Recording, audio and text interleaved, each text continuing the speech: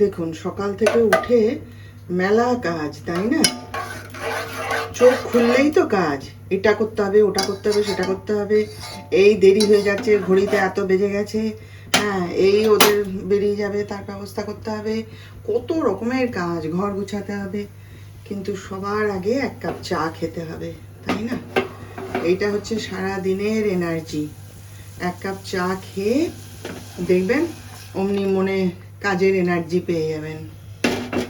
সেই জন্যে সব কাজ করার আগে আমি একটু মুখটা ধুয়ে একটুখানি লিকার চা খেয়ে নেব।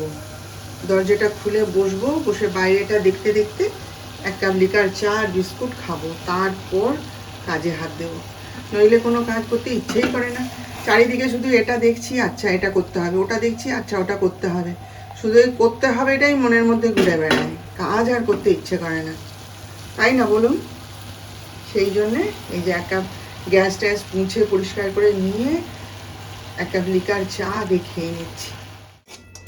পোহাই বানালাম, ছেলেটাও খেতে ভালোবাসে। চা আর বিস্কুট খেয়ে বেরিয়ে গেছে, তখন হাতে সময় ছিল না। আমি বলি বাবা চা বিস্কুটটা খেয়ে চলে যা, তারপরে এসে পরে আমি খাবার করে রাখছি, তুই এসে খাবি। তো চা বিস্কুট খেয়ে তখন ওরও হাতে সময় ছিল না, দেরি হয়ে গেছে, সেই জন্য বেরিয়ে গেল। আর আজকের পোহাতে হলুদ দিইনি, রোজই তো হলুদ দিয়ে বানাই, আজকে ইচ্ছা করেই হলুদ দিইনি, একটু হলুদ না দিয়েই বানালাম আজকে। এই যে যিশুর জন্য তুলে রেখে দিই, তারপরে যিশু আসুক, এলে খাবে, আর আমি একটু চা করে খেয়ে নিই জল খাবার। পূর্বাস লাইফস্টাইলে সবাইকে স্বাগত জানাচ্ছি, আশা করি সবাই ভালো আছেন আপনারা। তো এখন বাজে প্রায় 11:30 কি, হ্যাঁ 11টা, 11:30 কি 11:40 হয়ে গেছে। যাই হোক, আজকে হচ্ছে, দাঁড়ান ঠিক করে চিন্তা করে বলবো, আগের দিন ভুলভাল বলেছিলাম, সব উল্টোপাল্টা হয়ে গেছে। আজকে হচ্ছে গিয়ে শনিবার, আর এই সব জলখাবার টাবার খেয়ে ঠেয়ে সমস্ত মানে যা টুকিটাকি কাজ ছিল সেই সমস্ত সেরে টেরে এই রান্নাঘরে এসে ঢুকেছি। ডাক্তার সাহেব এই একটু আগে আবার এসেছিলেন, এসে চালটা নামিয়ে দিয়ে গেছেন। চাল শেষ হয়ে গেছিলো, তো সেটা বলছে সময় থাকতে থাকতে নামিয়ে দিয়ে যাই, নার্সিংহোমে অনেক কাজ আছে, আবার কাজে মেতে গেলে কখন সময় পাবো কে জানে, সেই জন্য নামিয়ে দিয়ে গেল। আর যিশু তো এখনো আসেনি, যিশুকে চা বিস্কুট করে খাইয়ে তো পাঠিয়ে দিয়েছিলাম, এবার এসে যাবে। তো যাই হোক, চলুন ভিডিওটা শুরু করলাম আপনাদের সামনে এসে। তো আপনারা সঙ্গে থাকুন, আমার দেখতে থাকুন। বাচ্চাগুলোকে একটু দুধ ভাত খেতে দিয়ে এলাম। দেখুন ওদের মা ওদের ছেড়ে দিয়ে চলে গেছে, কোন সকাল থেকে আমার এই উঠোনে খেলা করছে, চুপ করে শুয়ে আছে, আর আমাকে দেখলেই কাউ কাউ করে যাচ্ছে। ওই জন্য একটুখানি দুধ দিয়ে ভাত মেখে এই যে দিয়ে এলাম। মায়া লাগে, বাচ্চা তো দেখলে পরে কি সুন্দর করে খাচ্ছে দেখুন।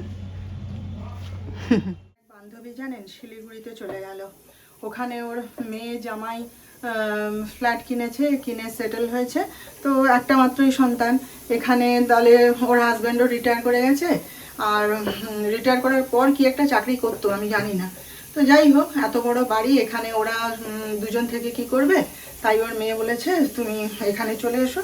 দিয়ে ওরাও শিলিগুড়িতে ফ্ল্যাট কিনে নিয়েছে, নিয়ে এই বাড়িটা আপাতত ভাড়া দিয়ে চলে গেল, পরে বিক্রি করবে কি করবে জানি না, বলছে সে পরে চিন্তা করে দেখবো, এখন ভাড়া দেওয়া থাক বলে চলে গেল। আজকে সকালবেলায় আমাকে ফোন করেছিল জানেন, অনেকক্ষণ কথা টথা হলো। তো আমার থেকে বয়সে একটু বড়, সে যাই হোক বন্ধু তো, তো বলছে পূর্বা আমাকে ফোন করবে, আর ফোনে আমরা কথা টথা বলবো। তো ভালো হয়েছে, আমি তাই বলছিলাম, আমার কাজের মেয়েটা এসেছিলাম, তাকে বলছিলাম যে শিলিগুড়িতে চলে যাওয়াই ভালো, ওরকম জায়গায় থাকাই ভালো, জানেন তো। আমার যখন বিয়ে হয় না তমলুকে, আমি তো কোনোদিন স্বপ্নেও ভাবতে পারিনি যে আমার তমলুকে বিয়ে হবে, জানেন। মানে তমলুক, তাম্রলিপ্ত এগুলো সব বইয়েই পড়েছি, কোনোদিন ভাবিনি। চিরকাল কলকাতায় পড়াশোনা করেছি, বড় হয়েছি, তারপরে মেদিনীপুরে এসেছি, এসে মেদিনীপুরে গ্র্যাজুয়েশন কমপ্লিট করেছি, করে আবার কলকাতা চলে গেছি। তো আমার ধারণা ছিল হয় মেদিনীপুরে বিয়ে হবে, নয় কলকাতায় বিয়ে হবে। তমলুকে বিয়ে হবে আমি কোনোদিন আশাই করিনি, আমার কল্পনাতেই ছিল না নামটাই। তা আমার তো পেপার দেখে বিয়ে হয়েছিল, পেপারে বিজ্ঞাপন দিয়েছিল, দিয়ে আমার বাবা যোগাযোগ করে বিয়ে হয় আমাদের আর কি। তো তো যে কারণে তারপরে যখন তমলুকে বিয়ে হয়ে গেলাম না, আমার খুব মন খারাপ করতো জানেন তো। আসলে কলকাতায় বড় হয়েছি, কলকাতাটা আমার জীবন বলতে পারেন। এখনও কলকাতায় গেলে আমার মানে আর আসতে ইচ্ছা করে না, আমার খুব ভাল লাগে। আমি ডাক্তার সাহেবকে বলি কলকাতায় যদি আমাদের একটা ফ্ল্যাট থাকতো না, আমি কোনোদিন এখানে আসতামই না, আমি কলকাতাতেই থাকতাম। হ্যাঁ, তো যখন তমলুকে বিয়ে হলো আমার, তখন তো তমলুক এত উন্নত ছিল না। আজ থেকে ধরুন না 28-29 বছর আগেকার কথা। তাহলে তখন কেমন ছিল? আমি বাড়িতে গিয়ে আমার বাবার কাছে কেঁদেছিলাম, জানেন, যে তুমি আমার কোথায় বিয়ে দিলে? সে কিচ্ছু নেই, ফাঁকা কীরকম। এই আমাদের মায়ের মন্দিরটাই কীরকম একটা ছিল, এখন মায়ের মন্দির কীরকম হয়েছে। তো তখন আমার খুব ভয়ও লাগতো আর খুব মন খারাপও করতো জানেন। তো তারপরে মাঝেই যে একটা সময় যে 4-4.5 মাস যিশু যখন মুম্বাইতে পড়ে, তখন ওখানে ফ্ল্যাট নেওয়া হয়েছিল, হয়ে যিশুর কাছে গিয়ে আমি ছিলাম জানেন 4-4.5 মাস। তো ওই যে লাইফটা না, ওটা আমার খুব খুব ভালো লেগেছিল জানেন। ওই লাইফটা যদি পাওয়া যেত ভালো হতো। আমি এক্ষুনি তাই যিশুর সাথে আলোচনা করছিলাম, ভীষণ সুন্দর ছিল। আর ওখানে খুব বড় সোসাইটি ছিল, তো অনেকগুলো ফ্ল্যাট একসাথে, খুব বড় সোসাইটি ছিল। বিকেলবেলায় সে সব বেরোতো, যারা আমরা বেরোতাম না আমাদেরকে ডেকে ডেকে নিয়ে যেত বাইরে, গিয়ে সব ওই সোসাইটির ওই চাতালে আর কি আড্ডা মারতো, গল্প করতো। তারপরে তখন আমি ভালো হিন্দি বলতে পারতাম না, আমি ওদেরকে বলতাম যে হিন্দি বলতে আমার প্রবলেম হয়। তো ওরা বলতো কোনো ব্যাপার নয়, তুমি বলো, বলতে বলতে শিখে যাবে। তারপরে মারাঠি ভাষাটাও একটু একটু একটু একটু করে বুঝতে পারতাম জানেন। পার্লারে যেতাম, ওরা ওখানে মারাঠি ভাষায় কথা বলতো, প্রথম প্রথম বুঝতাম না, তারপরে আস্তে আস্তে না মারাঠি ভাষাটা বুঝতে পারতাম, বলতে পারতাম না, বুঝতে পারতাম। তো ওখানে মানে ফ্ল্যাটটাও খুব সুন্দর ছিল, রান্নাঘরটাও বিশাল ছিল জানেন।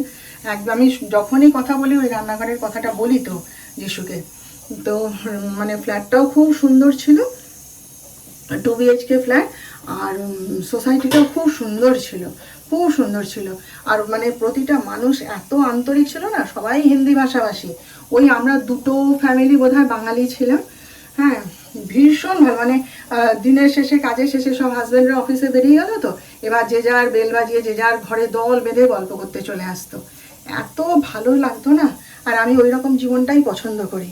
এখানে ওই একা একা ভালো লাগে না, কাজকর্ম করছি ঠিক আছে, কিন্তু তারপরেও মনোটনিটা কাটানোর জন্য তো চাই না, ভালো লাগে না এখানে।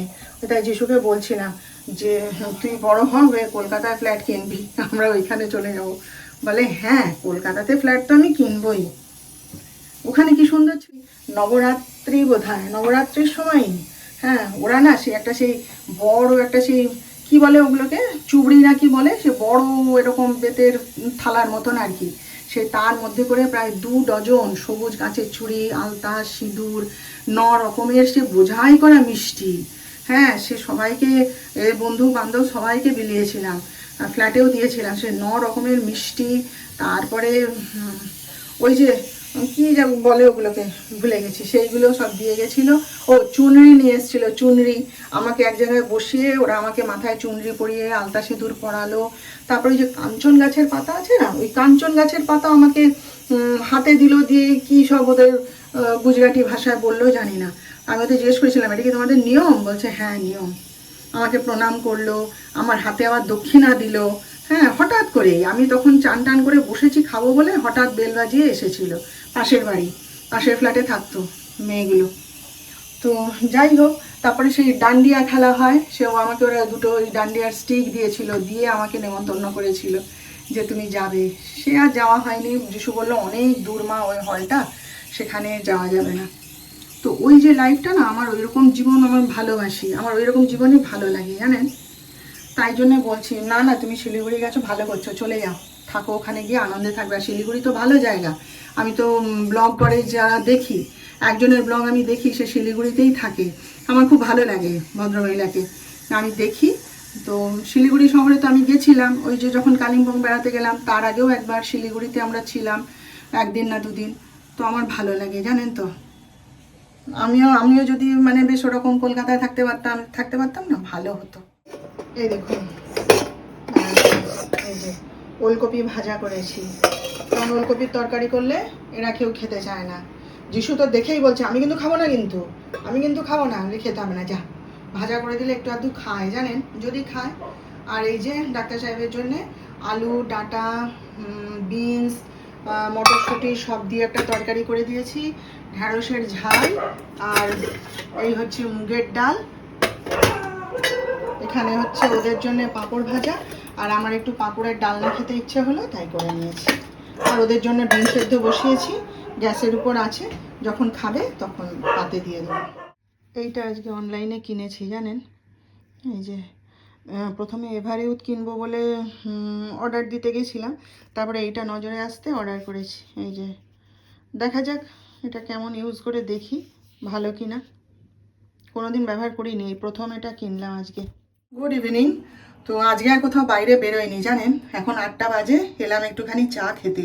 যিশু চা খাবে না, কেন কি নার্সিংহোম থেকে ফেরার পথে ওরা 3 ভাই মিলে খুব খেয়ে এসছে, এসে বলছে মা পেট ভর্তি করে একদম খেয়েছি। আমি ভালো করছো, তাহলে আর চাটা খাবে না। তো আমি কণা যতক্ষণ রান্না করছিল ওই একটু চাল ভাজা খেয়েছিলাম, বসে বসে ব্লগ দেখছিলাম, অন্যদের ব্লগ ভিডিওগুলো দেখছিলাম।